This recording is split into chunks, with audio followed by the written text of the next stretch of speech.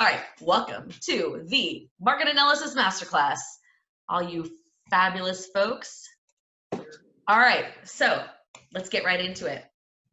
So first things first, you have to know, like, what are your goals? What are the goals? What are you trying to accomplish? So your market choice is going to depend a lot on what's your objective. So for example, are you looking for cash flow?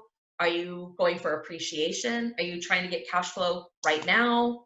Is it that you're trying to build cash flow for later? Or are you looking for quick cash? Okay, quick cash can actually fall into both of the categories of cash flow and appreciation. I mean, flipping. So your goal is going to drive your strategy, and your strategy is going to drive your market research approach and your market selection. All right, so bigger picture, kind of where all of this is going. So this is the first thing that you have to do, and we're going to nail this today. Not only am I going to show you how to research a market, I'm going to show you how to decide even what kind of research to do, because your strategy is going to impact what kind of research you do.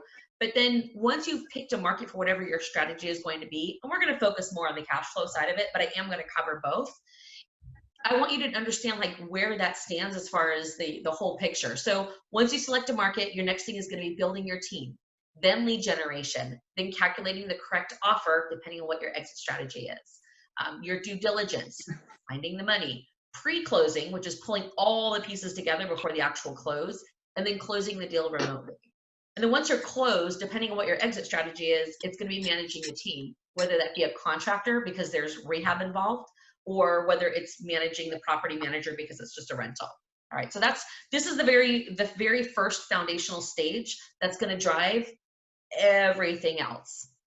And my objective for you guys is when we are done with this class, I don't mean that when we're done with this class, you're just going to be like, boom, boom, boom, okay, I picked my market. You are going to be very clear on what you need to do, how to do it, and how to do it efficiently, and how to keep it all organized. So that is my objective for you guys for this class, is once we're done with this, that this is a very easy thing for you to go back, review, and then do over and over and over, and basically very quickly narrow down what market you want to focus on. I always suggest that in general, you have, through the process of narrowing down your market, you're going to end up coming up with at least probably a couple that are going to be interesting to you. So in order to not get stuck with analysis paralysis, you at least want to pick one that you could move forward on. But it's okay to have a couple in the background, because once you get going with things and you start lining up a team and getting momentum, you might be then ready to add another market. So it's nice if you already have your second and third markets picked out and ready to go because of your initial research. But when you're actually moving forward with your investing, you just got to start with one. Otherwise, you'll actually never make any real progress because you'll be spread out too thin. All right. Oh, what is all this extra space here? Let's clean that up. Okay, so let's talk about flipping properties first. Now, this is the one where I am going to cover it because at some point, some of you might be interested in flipping properties. It's super common for someone who is in a real estate business, especially full-time, to do both flipping and cash flow. So here's the caveat. And of course, anyone watching this masterclass later than now, this may or may not be the case, but for everyone watching this masterclass who's live on it right now in April of 2020, I don't suggest you go out and start flipping properties, because it's the wrong time. We have COVID-19 going on, and it's not the COVID itself, but what's happened or what's transpired because of that is there's a really big uncertainty around being able to accurately predict your ARV.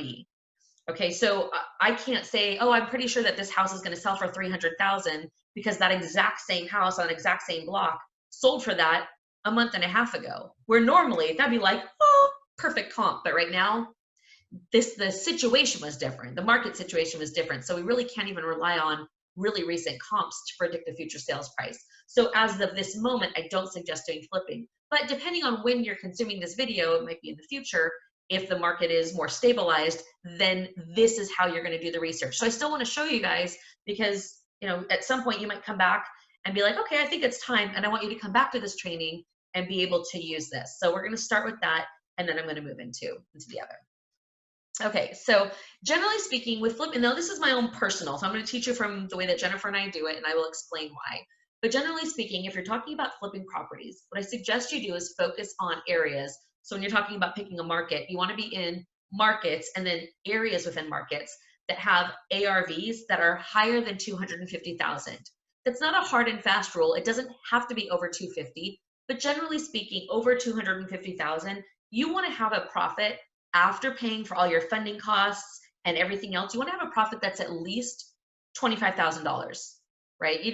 It's a lot of work to go through to make anything less than that. So we always base our numbers based on making 10% of the ARV after paying all expenses and all hard money and everything. So we want our ARV to be at least 250 so that 10% equals at least 25,000. So that's just the thought process that we go through. It's not a requirement. If you're in a market where, the ARV is kind of the hot spot is really 220, then of course you're going to operate at 220.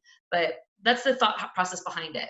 The other thing you want to keep in mind is you really want to be in areas that have, in ARVs where the ARV is under the FHA limit. So if FHA limit is 325,000, it's really tough to work in an ARV of 350 in that market, mainly because you've really wiped out a big chunk of the buyers because they can't qualify for FHA at a 350 price point. Okay, so that's what we're looking at as far as that. So over 250, under FHA limits, and I'm going to show you how we get all that information. We wanted the absorption rate in the market to be over 20%. Now, it's almost like we're hard pressed at this moment in time to find a market that has a lower absorption rate than 20% because the market has been so strong for so long that most markets have continued to be sellers markets. But if you see an absorption rate, and I'm going to teach you how to calculate that, if you see an absorption rate that is less than 20%, that would not be a market that you want to be flipping in. Okay, it means it takes too long to sell. There's too much inventory on the market. It takes too long for the market to absorb that. Okay, but I will get you the specifics on that. And then we want areas that are moving quickly. So generally speaking, we want average days on market to be less than 60 days. Now, that doesn't mean that, so let's say I was looking at Dallas, Texas, and let's say all of Dallas, Texas, if you took the whole of Dallas, Texas, let's say it was 75 days on market. I wouldn't say, oh, well, forget Dallas, Texas. What I would talk to my realtor and I would say, I want to be in areas, specific neighborhoods where the days on market is less than 60. And we want quick moving areas. Well, all realtors that are full-time in their business, they know what areas are moving quickly. So they're going to put you in areas that have average days on market that is quick. And we define that as less than 60. A lot of times when you're talking to realtors, the real conversation comes out to be like when they think you say quick, they're looking at areas that are under 30. Well, at least that's been for like the last several years, the last 5 years. But you just don't want to be in an area that takes longer than 60 days because you're purchasing it. You have 2 months, generally speaking, of renovation. And if it's taking it 60 days to find a buyer, because that's what days on market is. Days on market is the time between I put the house on the market after the renovation and now I found the buyer. That's 60 days. Then it takes another 45 days or so for the buyer to close. So we really want to be in and out in less than 6 months, ideally. Faster is even better. So if you start going over 60 days, average days on market, it's very difficult to stay within that 6-month timeline. Okay, so let me just kind of show you quickly about market absorption. Okay, so we're going to use Redfin. So I want to pull up Redfin. And I'm going to show you some cool little tools here. Okay, so okay. So I had done, this is just some research that I had done the other night when I was putting this together. So let's say we'll do Chicago. All right, so let's say Chicago. I want to take a look at the market absorption rate in Chicago. So I'm going to go to Redfin and put in Chicago, Illinois.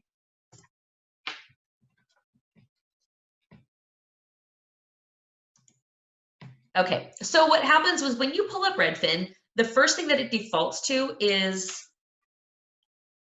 everything that's for sale in the market. Okay, so this is everything for sale in the market. So right here it shows 9,000 houses for sale, right? So that's everything, the entire market. So what we're looking at is, this is going to be one piece of data that we're looking at. Now that number is a little bit different than the other night. Okay, so it looks like another 70-something houses went on the market. All right, so it's 9,000 houses are available right now for sale. So if we want to figure out how long is it going to take for the current market, how fast things are moving to absorb that inventory, we're going to go back and we're going to look at how many houses have sold in the past 6 months. So in Redfin, if you look over here on more filters, if you click here, and then you scroll down where it has for sale, you're going to turn that off, and the sold is going to turn on. All right, in most markets, it's one or the other, it's not both, but every once in a while, you do have a market that will show you both. So that could get very confusing. So you gotta make sure that the for sale is off and the sold is on when you're collecting this piece of data. All right, then you're gonna come over here to the right where it says last 3 months, and we're gonna go down to the last 6 months. We let it load, and then we're gonna apply the filters. Okay, so what this is telling us is that in the past 6 months, 15,015 homes have sold. So I'm going to do a new spreadsheet real quick just so I can kind of show you what the calculations are. Okay, so if we have 15,015 homes that I have sold in the past 6 months, so I'm going to say equals 15,015 divided by 6. So that tells me that about 2,500 homes per month are selling in that market. Okay, and I know from before that we have 9,000 houses available, homes available for sale. So in order for me to figure out what the absorption rate is, I'm going to take this number right here and divide it by the number of homes available. Okay, so we say equals. Now I'm going to give you guys a tool that does all these calculations. I'm just a really firm believer that you should always know how to make the how to do the calculations by hand if you had to. All right, so we're going to say that cell divided by this cell. So homes per month divided by homes available for sale. So that tells me that there is about a 28% absorption rate. So that is over 20%. So that's technically okay. Another metric that is useful looking at it is to look at the average number of or the number of months of inventory left. And the reason I'm telling you that is because as you guys talk to realtors sometimes talk in terms of the number of months inventory available more than absorption rates. But it's important to know both depending on who you're talking to. So if I wanted to know the number of months of inventory, I just do the opposite. I take the 9,000 homes divided by 2,500 per month that are selling. And that tells me that we have, oh, lots of zeros, about 3.6 months of inventory on the market. Okay, so that's basically what that part means. All right. Okay, so that's the market absorption. Now, here's the deal. If we want to, that's great, but that's for all of Chicago, right? That's the entire Chicago. But what did I say before? We really want to be in a price point if we're flipping that's ideally above 250, but below FHA limits. So in order to know what range to put right here, I know the bottom one's going to be 250. But in order to know what my top range is, I have to know the FHA limits. Okay, so there's a website. Let me go here. And all of this that I was just telling you, I have written out for you, so that way you guys can follow it step by step. That way you don't always have to go back and watch the video 37 times. All right, so here's the link to FHA.com/lending limits. So we're going to open that up. Okay, so on this website, if you scroll down, you're going to find all the different states. Okay, so that we know that Chicago is in Illinois, so let's scroll down to Illinois. Okay, so now what we find is we're talking about counties. So Chicago, we have to look to see what county. Now, if you happen to know what county it's in, cool. But if we don't know off the top of our head, we're just going to Google what county is Chicago, Illinois in. So it just takes a little bit of research. So it's in Cook County. Okay, good to know. So we're going to come back to our FHA limits, and it's alphabetical, so it's really easy. This becomes really, really fast when you've done it over and over and over. If it takes you a little bit longer in the beginning, don't be hard on yourself. It's just you're getting familiar. So let's go down to Cook County, and let's see what that is. Okay, so in Cook County, a single family home FHA limit is $368,000. Okay, so in Redfin, $368,000 is not an option. We can go $350 or we can go $375. So we don't want to go $375, that is higher than the $368. So we'll just go to the next one down, right? So we're going to say $350. is our high end, just to get an idea of the absorption rate at that price point. Okay, so now we are still in the sold. So do you see over here in Redfin where everything is blue? Blue represents sold. Green represents for sale. Okay, so we're still in the sold. So you see in the past 6 months, there's been 3,330 homes that sold between 250 and 350. All right, so if we're trying to figure out whether this is a decent, now this is for the whole city. You can also do this by zip code. You can like go into like a certain neighborhood. You can get really, really detailed in this, but just before you even get there, like looking at the city. So we have 3330, so let's put that in here. Let's add another column. All right, so we have 3330 divided by 6. That means we're selling about 555 houses a month that are between 250K and 350K. All right, and then let's go see how many homes are available for sale. So in order to do that, we're going to come back over here to more filters, and we're going to click on it, and we're going to scroll down, and we're going to turn the for sale back on.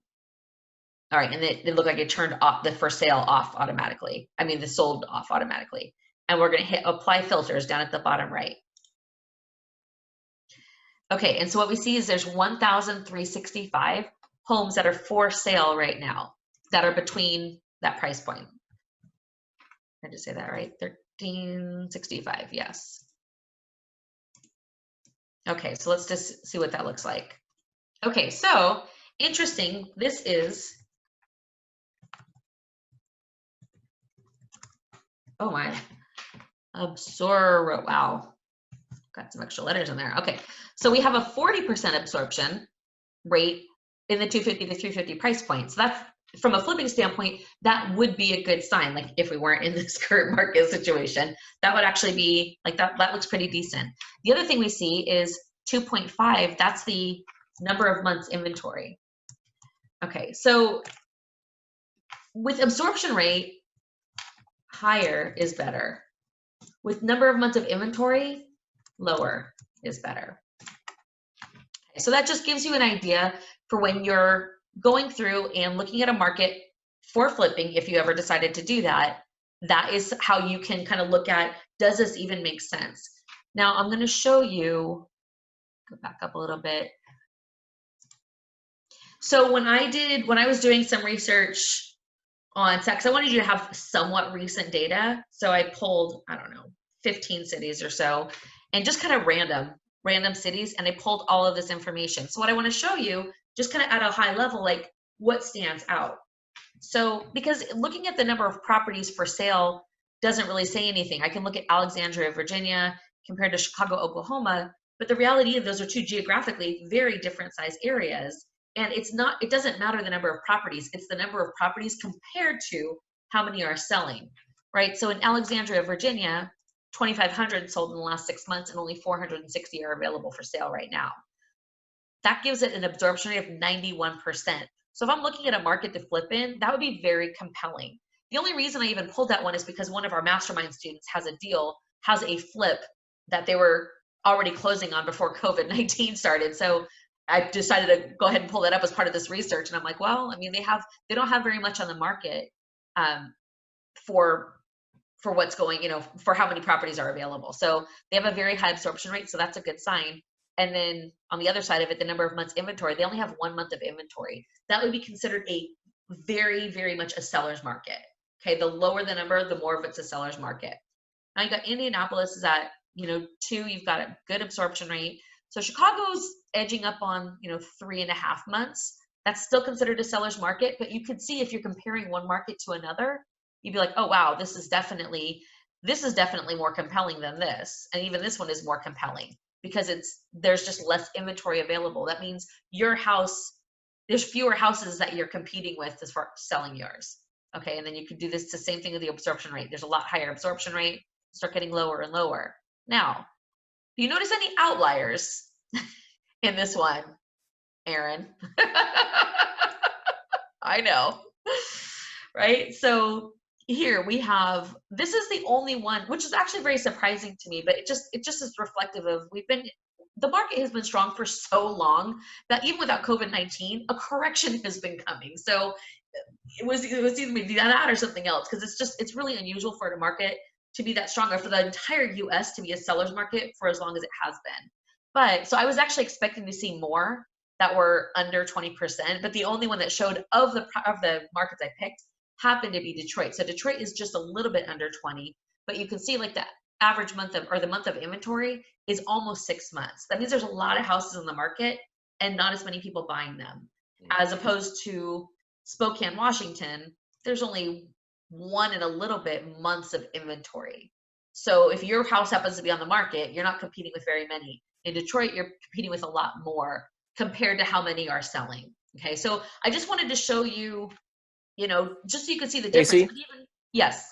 I had a quick clarifying question on that one out of curiosity. So when you're looking at this stuff, are you taking into account, because Detroit, that doesn't shock me as far as like the city itself. I think the more metro area is still not great, but it probably isn't that bad. When you look at markets, do you try and take the whole metro area and the city into account, or you're really just looking at the city? Well, so I will look initially. It's funny because on Redfin, it actually depends. Like in Chicago, they only show you within city limits, but in other areas, when you look up other cities, you'll see the houses out here. So Redfin is not consistent with how it shows it. So that being said, but like, let's say you were looking in, well, not Hamtramck, what's another, Bloomfield Hills. Yeah.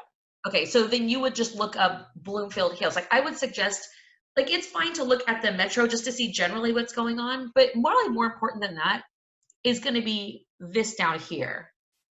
Actually, so what I did is I went and like picked a handful of those markets. I looked up the FHA limits, and then I did the same exact search based on within 250 and their FHA limit. So in that particular case, like look at Oklahoma City. This is a really good example. In Oklahoma City, when I looked at the entire Oklahoma City, it's not great. It's over 20%, but not that much, but nothing like super alarming. It's a little under 4 months, so it's not great, but it's not like it's a ton of inventory. But then when you get down to looking at between 250 and FHA limit, which I think was 331, so I searched between 250 and 325, you can see that the number of months inventory is 8. So that, and then the absorption rate, 13. That is actually probably more relevant to me than when you're doing the first layer, because if you're looking at the metro of an area, I would start by putting just the main area, but Redfin doesn't necessarily show you. But what you could do, Erin, is if you wanted to look at the metro of an area, is come down here to remove outline. And what that does is it will show you everything that's on the screen. So you, to some extent, have to define what your area is, what your metro area is that you're trying to establish. So if you looked at Chicago and you said, I want to go all the way, west to Aurora and whatever, some of these other cities, then you're looking at the new numbers based on that. So you can do that. And then from there, let's say I was like, oh, I'm kind of interested in Wheaton, never heard of it. But so what you'll do is you put that in the middle of the screen if there's a certain area you're kind of wanting to focus on, and then just start going further in. Yeah, no, that's helpful, because one of my objectives with the class was very much just as much finding a good market to go into is the fact that we're licensed agents in the Metro Detroit area. I almost have to just as much disprove that we should be active in our current location. So gotcha. That's a lot. Gotcha. That's a lot of what I was asking. So thank you, very helpful. Appreciate it. No problem. But yeah, that's how you can do it. So when you're doing initial research, it can start with the metro, and then you just start like dialing in a little bit. But this will really show you when you start refining the numbers to be kind of at flipping price points, you will see which the good market, like Alexandria, Virginia. I mean, it even got at the 250 to, well, that was 250 to 750 price point. Their inventory is less than a month even.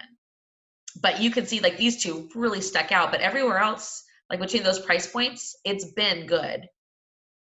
And then I just put over here what the FHA limit was. Now I'm going to give you guys access to this spreadsheet. Now I'm going to leave all my data. I was just doing it so I could show you guys. I was just going to strip the data out, but I'm not going to strip it out. I'm going to leave it in there, but it's not necessarily going to be, it's going to change over time. But if you just kind of want to see it laid out, but then add to it or add rows and make it more current, you guys can do that. But I'm going to leave that for you guys so that you can just see how is it laid out. I'll even leave these highlighted because these are the ones that would stick out, and that one to kind of catch your eye. All right, and in the notes here, where did I put it? Oh, here we go. Generally, areas with an absorption rate of less than 20% are considered buyer's markets. All right, so, all right. Anyway, does that, for everybody, does that make sense kind of so far as the what you would do if you were flipping properties? Yeah, okay, good. All right, so we're gonna switch over to more like the passive income one, but you know, real estate's not going away. We have cycles that we go through. So you want to be able to, you know, do the strategy that makes sense based on the time and the market, and that's how you can do it for that. So you can kind of store that for later. Not now. Okay. Let's see. Okay, so someone had asked the question, JNIC. Who's JNIC?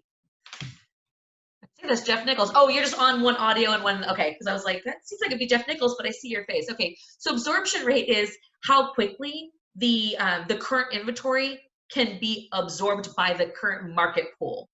So the lower that is, so like this month, only 20% of houses will be absorbed in a market that's kind of on the buyer's thing. But if it's a market where things are more hopping, it's more of a seller's market, we might have 40% of the houses on the market are going to get absorbed, meaning purchased.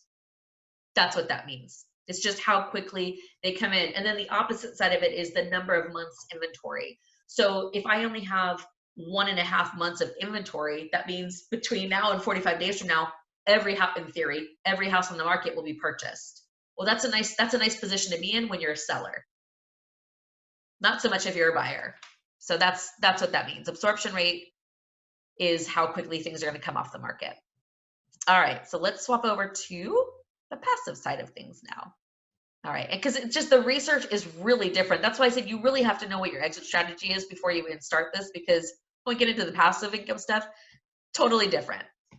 Okay, so let's first start by talking about what are the passive income strategies? Like, what are the different strategies that you would be potentially doing in order to, or that would drive you to do this type of research? All right, so obviously just purchasing a performing cash flow property, meaning there's already tenants in there, there's already cash flow, you're basically putting down your down payment and you're taking over a property that already has cash flow, okay? That would fit into this kind of research.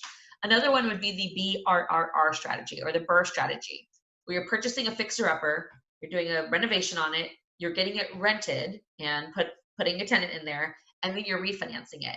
Now, everything that I teach you guys, I'm always going to be teaching it from a remote investing standpoint.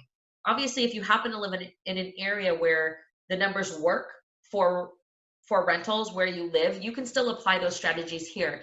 But there's still a mindset of building a team and leveraging your time that exists from a remote real estate standpoint that sometimes when you're doing it locally, you would not use, because in your mind, well, I should go there because I can, or I should go meet the contractor 3 times a week because I can. There's a lot of things that you might not do that you would do otherwise. So I want you all to think of everything that we're doing as if you're doing it halfway across the country and you can't go there. I know that you possibly can based on where you live, but I want you to operate differently, okay? Because what you're going to find, even if you're investing at home, you will spend 4 times more time on your business if you're physically going and doing all the things because you can. And when you can't, you're not even tempted. You're not going to go fly there when you could just make a phone call and get someone to go to the property for you, right? So it's just a really different mindset. All right, so when I say purchasing, fixtures, rehab, rent, and refinance, the rent part is kind of what I was talking about. We're going to hire a professional property manager, put them in place, and we're going to have them rent the property.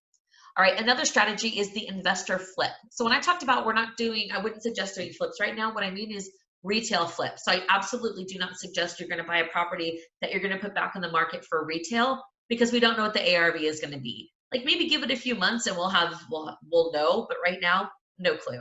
So, but investor flip is different. So investor flip is where you're going to buy it, renovate it, get a tenant placed by professional management, and then you're going to sell that property as a performing cash flow property.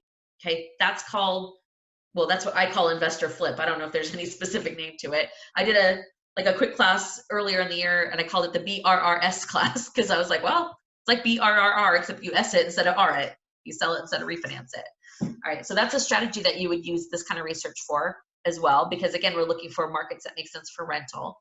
And then wholesaling. Now, under the guise of wholesaling, I don't mean wholesaling fix and flips for someone who's going to do it retail, but you could wholesale something that's either a performing cash flow property or wholesale something that's going to be a BRRRR candidate. Because there's lots of people out there that are interested in buying real estate, but they either don't have the time or they don't have the knowledge on how to go source the market, source the leads, build the teams. And when you know how to do all of those things, you have a buyer pool of people that don't necessarily fit the traditional wholesale model of, oh, they have to be a cash buyer, you got to sell stuff at 70 cents on the dollar. Not necessarily. Wholesaling is the opportunity to present a property that someone wants with the buyer that wants it and bring the two together and provide a service. So that, as long as you're doing it within the realm of something related to a rental type of strategy, it fits under this passive income strategy as far as market research. Okay, so there's actually a lot of different ways to make money when it's a good rental market, which is pretty much what we're stepping into right now. All right, so let's talk through the two stages of market research and choosing a market. So we're always going to begin with population and employment trends. All right, so, and based on that research, and I'm going to show you what this all looks like. Based on that research, we're going to narrow down our list and we'll start delving deeper into the market. So we're going to learn about the city's plans for expansion and growth. We're going to inquire as to incentives for job growth from the chamber, and then talking to local realtors to see about areas that they think have promise or are up and coming. All right, so the first thing that we're doing in that, when I talked about population and employment trends, is for population, we're going to Google population of blank. All right, so we're going to open up a new browser and go to good old googly.com, and let's say population in Salt Lake City, Utah. Okay, so here we have, this is what comes up in Google. It's basically a chart that shows you from 1990 to 2018 what the population growth has been. So we can see, if you kind of click on the beginning part, it tells us that in Salt Lake City, at the beginning, it was 100, this is where I'm looking right here. I'm gonna move my mouse back over. I realize if I point to my screen, you guys can't see my finger, so I'll do this. There were 160,000 people in 1990. And now there's 200,000 people. So that shows me that there's been some population increase. So that's good. That's what we want. We want to see that the population is either holding steady at a minimum or ideally has been growing. But that's interesting with Google is oftentimes you'll put in like a city and it will show you other cities that are nearby. So in this case, it's showing us Boise. So interesting, Boise has gone from 136,000 to 228,000. So that city has nearly doubled in the past 20 years. So that's kind of interesting. It's one of the things that happens sometimes is you'll be researching one city, and because Google is showing you more than one city, you'll see, oh, well, that's interesting. I wouldn't even have thought of that one. Now let me go look further into it. Okay, you could add it to your list. Let's do another one. Let's say population in Cleveland. The population in Cleveland, Ohio. Okay, so Cleveland, Ohio, it's usually the one in bright blue is the one that you look up. So it started at 383,000 in 2018, and ooh, it looks like we have a downward trend. Oh, I don't know why it's not showing us. Oh, 2008, so 383. Sorry, we started with 505,000 in 1990. And now we're down to 383,000. So that's not a good sign for holding rental properties in an area. You don't want to be in an area where people are moving out and the population is declining. Cincinnati is another one that they're showing on here. It looks like it's something similar. It's gone from 364 down to 302. So not ideal. Right away, both of these markets would be off my list, okay? Because I'm not going to be operating in any kind of long-term fashion or wholesaling to other people who are going to be holding properties long-term in a market where things are going down. But interestingly enough, we didn't look at Columbus, but it's on the map, and well, that one looks like it has a positive trend. So it started off at 638,000, and now it's up to 892,000. All right, so sometimes you're like, okay, interesting. Go back here. Okay, anyway, so that will give you like a really quick idea of whether you should even continue looking at that market. Population research. All right, so this was, I think I did this, I don't even know, a couple of months ago. So at the time, I pulled 5 markets at random. And that's what I suggest you do when you guys are getting started with remote investing is pick 10 or 20 markets and just do this initial research, because this initial research will wipe out some of them right out of the bat. So Jacksonville, Florida, it went from 763,000 to 892. So I had a 16.9% positive change. Okay, that's good. That's heading in the right direction. Chicago, Illinois has actually gone down a little bit. So that's not great, but it's not a huge scary number. Cleveland, Ohio, down almost 25%. They've lost almost a quarter of their population. I wouldn't be trying to do anything long-term there. Columbus, Ohio, as you can see, has grown by 38%.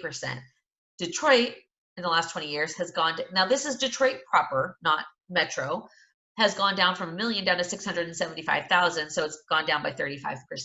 So just really quickly, you can just boom, boom, boom, find out, okay, I want to look more into this one and this one for sure. And if you have 20 markets here, in order to get these formulas to continue to do, you just take this little arrow right here and just drag it down. So when you guys go and you're putting in other numbers, it will automatically calculate positive or negative. I feel like this is silly to say, but if there's a little minus right here, that means negative. I feel like most people know that, but every once in a while someone doesn't know Excel or hasn't worked with it, so you don't necessarily know. But if there's a little dash in front of it, that means negative. That means the population's been declining.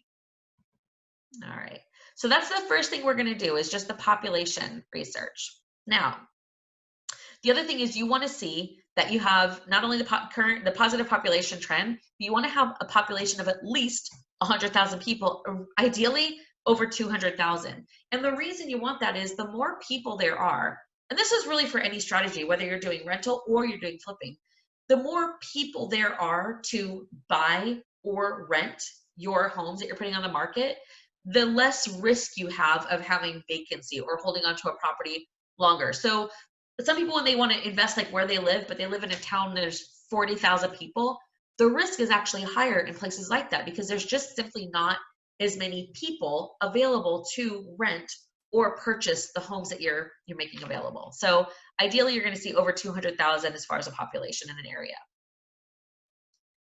All right, now job growth. Let's go through job growth. So using the Bureau of Labor and Statistics, and I'm going to show you how to do this and where to go for this, they track data for the civilian labor force and the unemployment in MSAs. Now, this is metropolitan statistical areas would be like not the city itself, but it's like the city and the suburbs that fit within like the metro area. Okay, so I wouldn't necessarily be able to look up like some small town in this chart that we're going to look at. But what I would do is I would have to look at, like, someone had asked me recently, I can't remember the name of it. It was some city in Texas, and she was like, I can't find it on the chart. And when I looked it up, what you have to do is you have to look up what MSA is whatever city in. And then you can go look up what metropolitan statistical area, like what the numbers are in that area. So just know if you're looking at an area that's not like a big major city, you might have to do the one extra step of looking up which MSA is it in. Okay, so that's just one little caveat. Okay, so for employment and unemployment rates in different MSAs, you're going to click here. So in the master or market analysis masterclass document, you hold down Control, then you click there. If you have a Mac, you would do Command, and then we're going to click on that right there. Actually, I'm going to leave for you guys the actual link here in case you want to write it down. All right, so this is what's going to come up when we do it, is a page that looks like that. And we're going to go down to the bottom of it. Now I'm going to show you on my screen, but I want you to see in the document that you have kind of where it is. There's a little arrow there for you. So we're going to come here to smoothed, seasonally adjusted metropolitan area statistic or area estimates. So we go down to the bottom of the page. This looks really tiny right now. Let me make it bigger. And you see right here where it says zip, 9.1 M, 9.1 million. or maybe not million, megabytes probably, not M, billion. All right, then it's gonna give you a zip file, then you can go and you can open it up. When you open it up, it's gonna, oh, I need to stop sharing and reshare. Okay, so when you open it up, it's gonna look like this. All right, so this has like about a gazillion data points. This thing just goes on and on and on forever and ever and ever. So in order for it to be useful, you have to get it into some kind of filter.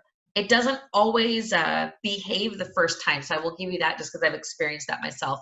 But the way that you do it, and this is written in the document, is you're gonna click right here on row 3 so that you're highlighting the entire row. Then you're gonna come over here to where it says sort and filter in Excel. And you're gonna go down and you're gonna select filter. I don't know if you guys can see that behind the pictures, but it says filter. And when you do that, and you click filter, it's going to put these little triangle boxes in each area. Okay. What we want to do is I want to try to get the areas alphabetized. This is the part that it works sometimes and it doesn't, but it doesn't work every time. So we'll give it a shot and see if it's going to behave this time. So you click on this, and this is a really great thing to know about Excel in general. When you have a lot of data and you're trying to make sense of it or sort things, it's a quick way to do it. So I say sort A to Z. Okay, so it did do it. So basic, except for this one, it basically put everything in alphabetical order. Okay, so let's say, let me stop sharing and let's go back to our Google. All right, so let's say I wanted to do some population or unemployment research on Jacksonville, Florida. Okay, and just so you know, like none of these have any meaning other than they were just randomly selected, so I can give you guys some data and observations. The one thing I will never do is I will never say you should go invest in this city.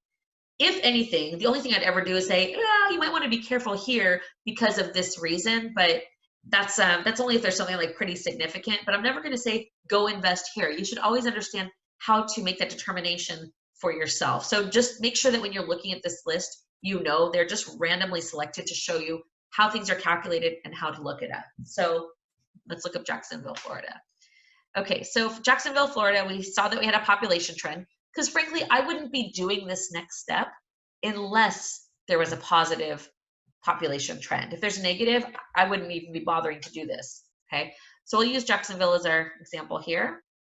We'll go back to Excel. Okay, so the first thing I have to do is I have to find Jacksonville. If I scroll down, it's going to take me at least an hour to get down there. So what we're going to do is on your keyboard, if you hold down Alt-E, and then you click F, so basically you're using your find function. So those of you who know how to use your computers already, it's your find function. If you don't, if you have a PC, it's Alt-E and then F. So right here where it says find what, I'm going to put in Jacksonville. And I'm going to do find next. Okay, so looking at this one, I see it says Jacksonville, Alabama. Well, that's not the Jacksonville we were talking about, right? So I'm going to go ahead and find again. But actually, before I do that, I'm going to scroll down past this section so it doesn't keep coming up over and over. Ooh, there's a lot. Okay, now that I'm below that, let's go look, see if we can find it again.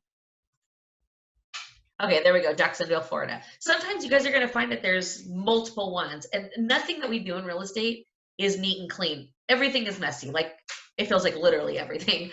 Okay, so it's okay. You just know sometimes things are going to take a little bit longer. So I found Jacksonville, Florida. So here's all these data points. As you can see, it shows you the month and the year for Jacksonville, Florida, right? So the thing that I'm going to take note of right now is what was the number? 27260 is like the number of the city.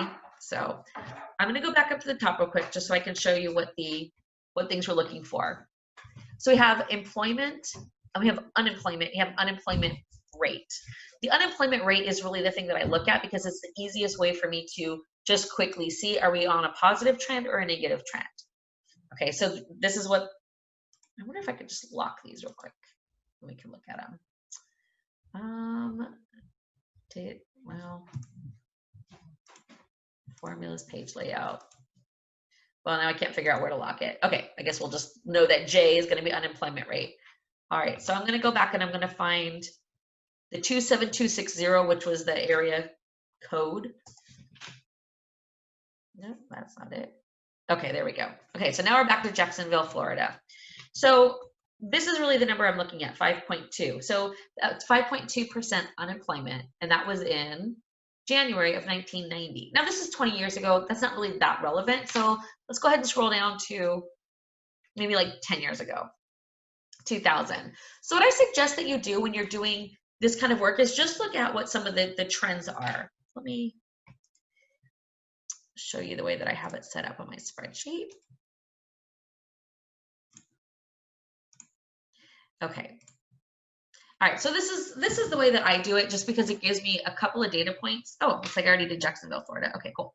But anyway, so I'll pick different timelines. Oh no, I guess I can't. I already have them up here.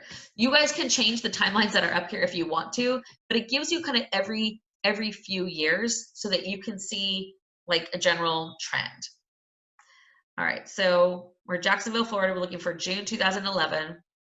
We'll pretend those are gone, so we can see what we're looking at here. I wish there was a way for me to show you both the screens at the same time, but there's not. So we're gonna take note. So let's see, it was June basically of 2011, 14, 17, 19. Okay, 11, 14, 17, 19. All right, so we're looking for June 2011. Okay, so June 2011, the unemployment rate was at right around 10%. Okay, so 9.9, and so you would add that in your spreadsheet. Right, then we would go look for June of 2014. And it was at 6.3%. Okay, so that's going in the right direction based on that timeline. And then we looked at June 2017. And it was at 4%, continuing to go in the right direction. And then we looked at June, oops, went right past it. June 2019, 3.3. Okay, so we can see that over the course of time, we had a positive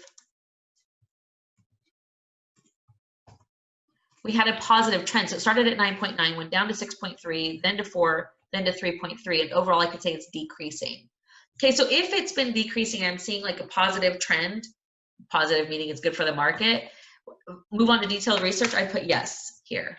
But if I saw that it was increasing, we're starting to go on the upside now, right now we're in a very specific time where all of a sudden unemployment like spiked. That would not be specific to any one market because there's a global thing going on. So moving that out for a minute, you're just looking at what the trends are. So I would look at like the further along it is. So let's say you're going back and reviewing this video and it's, December of 2020. Then I might look at June or even September of 2020 and look to make sure that the trend is still going in the right direction.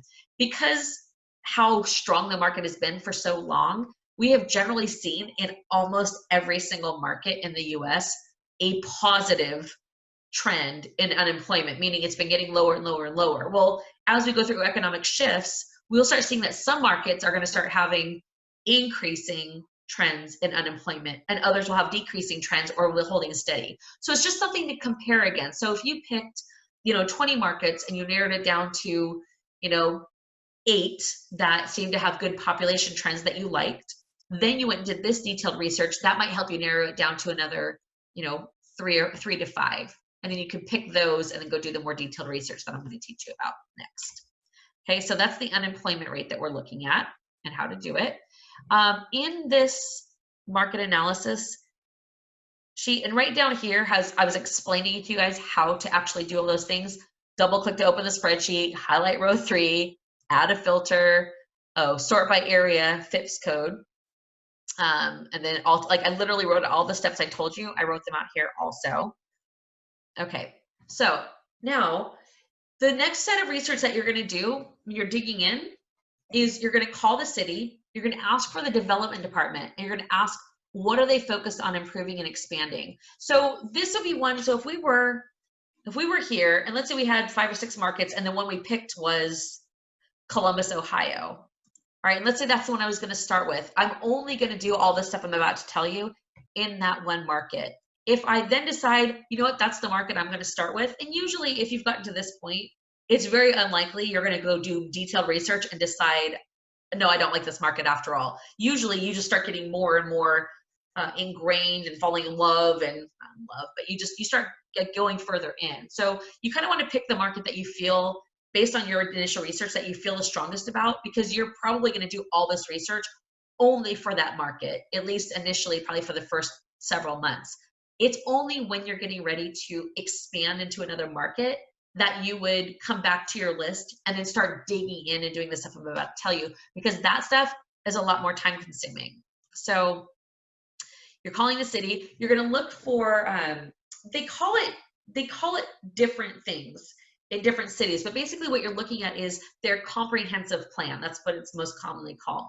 The comprehensive plan shows what the city is planning on doing, depending on the timeline of how often the city does it. Sometimes it's 5 years, sometimes it's 10, and sometimes it's 20 years.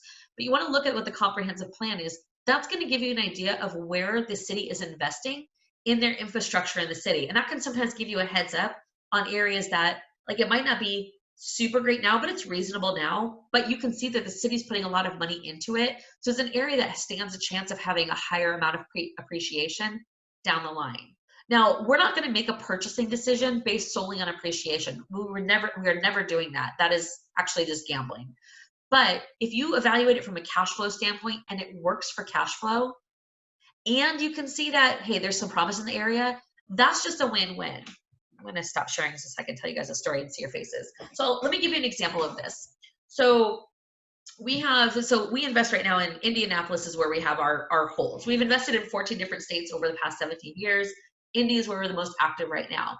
Now, in Indianapolis, one of the properties we purchased was in an area that was, if you ever do any research in Indianapolis, you'll hear of Fountain Square. It's a very popular area, super trendy. Used to be like the pit of all pits, like it was horrible. And now it's super, super trendy. Everyone wants to live there. Prices are ridiculous, etc. But right on the outskirts of Fountain Square, the prices are still really low. Why? Because it's not Fountain Square. So when Jennifer and I found a deal there, identified it as, it's not really in Fountain Square, even though the seller was trying to sound like, oh, it's Fountain Square. I'm like, yeah, I don't think so. It's really on the outskirts of Fountain Square. But when I evaluated that deal, I really looked at it from the standpoint of, does this cash flow?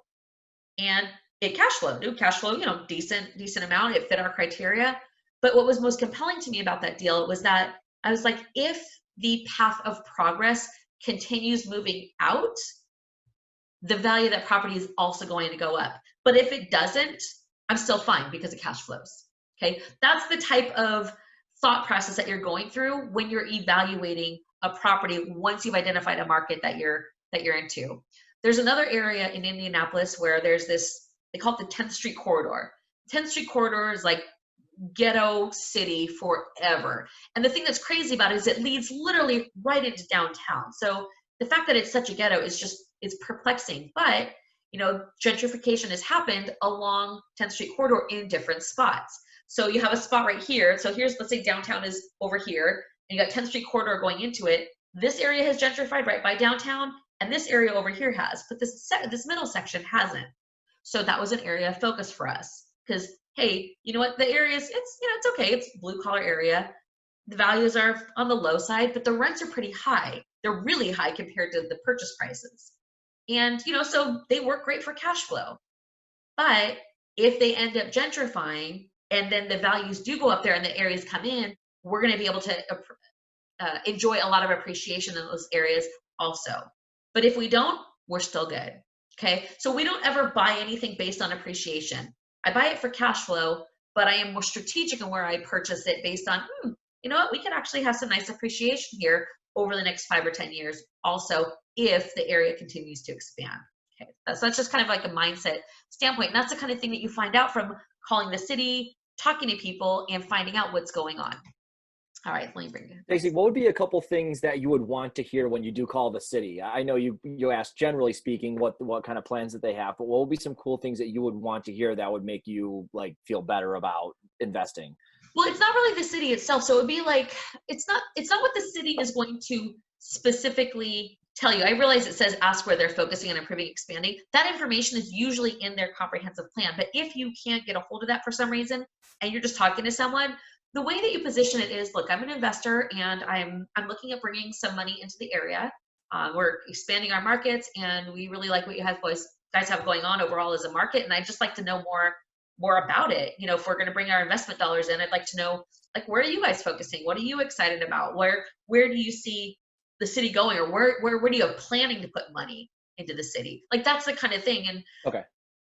it's hard to say like, oh, this would get me excited. It's just more a conversation, because just out of a natural flow of conversation, they're going to be like, oh, well, you know, this area used to be really bad and it started improving, but we have plans over the next 10 years to put in new sewers and new roads and new this and new that. And we have this thing, we're trying to get new businesses into this area. It's that kind of thing. When they start talking about certain pockets where there's a lot of attention being paid to improving that area, that's the kind of thing I'm paying closer attention to. It doesn't mean that I'm only going to invest in those areas, because I don't. I invest typically all over the place. But I'm paying closer attention in those areas, because if I can get a deal there, I just stand a better chance of making more money long term. And if I don't, still cash flows, still okay. Right. But it's just based on the conversation that's happening and what they're excited about. And it's really a combination. It's between talking to the city or looking at their comprehensive plan, calling the Chamber of Commerce and finding out, like, what are you doing to attract employers? And through that conversation, you'll oftentimes find out where some big employers are coming in. Like, oh, hey, you know, Amazon and Google, like those are big ones, but wherever is moving in, and they're talking about moving into this little section. So because this is more of a long-term strategy, it doesn't mean they have to be moving in right now. But if I buy something that's in an area and it works for cash flow, when there's a pretty good chance that a couple of big employers are going to be coming in that area, that looks pretty good for the future. And that's an area that I might just have more searches set up, or tell my realtors, like, hey, pay extra close attention in these areas, because something comes up here, I want to be able to take a look at it. Yeah. And then the other thing that you're probably going to find to be the most helpful of all of it, because it's actually at a more neighborhood level, which tends to be when you're new in a market, that actually seems to be a little bit more meaningful to you than the grander plans, but it's all important, is when you're talking to realtors and you're asking them, you know, what areas do you like? What areas do you see improving? What areas would you say absolutely don't even think about it? Depending on the realtor you're talking to, like, they may or may not answer that, because technically not supposed to, but most people I've found, when they're building a relationship, they don't want you to get yourself into trouble. They don't want to see you go buy a property and then, you know, your tenant gets shot, or they don't want to put you in really bad areas, nor do they necessarily want to go there and service it. So even though they're technically not supposed to be having that conversation, I found that most of them will figure out a way to convey that information to you somehow. But it's just, you know, tell me about the areas you know. And, you know, you might be talking to 4 different realtors and get 4 different sets of information, because realtors in different markets focus in areas that they know. So especially if you're starting with like a major metro area, they're big, like they're really, really big. So talking to multiple realtors and finding out what's going on, what do they like, what do they not like, what contacts do they have that might be useful to talk to further, like that is all such great data, which gets really fun when you start actually doing it and talking to people, and then you really start diving into the city. One of the things I like to do is, when I'm talking to a realtor on the phone and asking these questions, like, where have you seen recent improvements, any gentrification going on? Because areas that are gentrifying, I really like those areas, the outskirts of those areas, because they tend to, if they keep expanding, those are the ones where you can get them while they're cheap. The areas that are already gentrifying, you know, they might not be as inexpensive as they once were, because they're already on the radar. So anyway, but I like to have a map of the city, like Google Maps, pulled up on my computer while I'm talking to them, because then they can say, okay, so do you see, like, west of Highway 70 or north of whatever the highways are, do you see, like, just below the city line, that's an area where blah blah blah is going on, and it gives you a visual for what's happening, as opposed to just like information. So that's something that, you know, that I find to be really helpful. Yeah, absolutely. Yeah, it sounds like you're using that a lot to help paint the, you know, fill in the gaps in the picture in a lot of ways. 100%, because everything with the city and the Chamber of Commerce is very high level. And when we're investing, the high level stuff has to be working. Like that has to be in place. Right. Population has to be good. Unemployment has to be good. Everything needs to be good.